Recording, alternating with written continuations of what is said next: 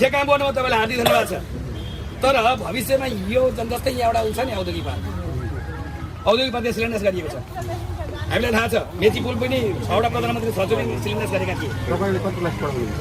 हजुर म त सानो टिचर सिनियर छु। हैन कति क्लासमा पढ्नुहुन्छ? म 5 वर्षसम्मको टिचर हो। 5 वर्ष? हजुर कतिजना पास हुन्छ वर्ष वार्षिक?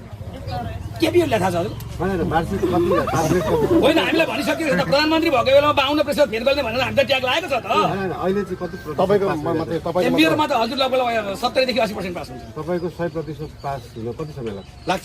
कति? लगभग म जस्तै टिचर जवाब नदिनु त्यस्तै हो। सुकुम्बासीको पूर्जा दिन त्यति नै बेर लाग्छ नि।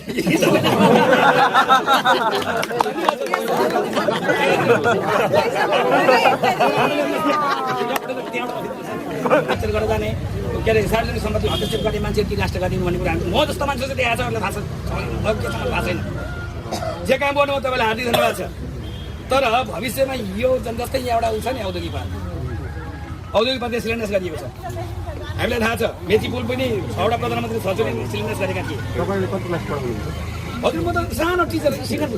हैन कति क्लासमा पढ्नुहुन्छ? म 5 वर्षसम्मको टिचर हो। 5 वर्ष? हजुर कतिजना पास हुन्छ वर्ष वार्षिक? केपीओले थाहा छ हजुर? हैन वार्षिक कति पास रेट कति? होइन हामीलाई भनिसक्यो त प्रधानमन्त्री भएको बेलामा 52% फेल गर्ने भनेर हामी त ट्याग लागेको छ त। हैन अहिले चाहिँ कति तपाईको मात्रै तपाईको एमबीआरमा त हजुर लगभग 70 देखि 80% पास हुन्छ। तपाईको 100% पास हुन कति समय लाग्छ? कति? लगभग म जस्तै टिचर जवाब नदिनु त्यस्तै हो। सुकुम्बासीको पूर्जा दिन त्यति नै बेर लाग्छ नि।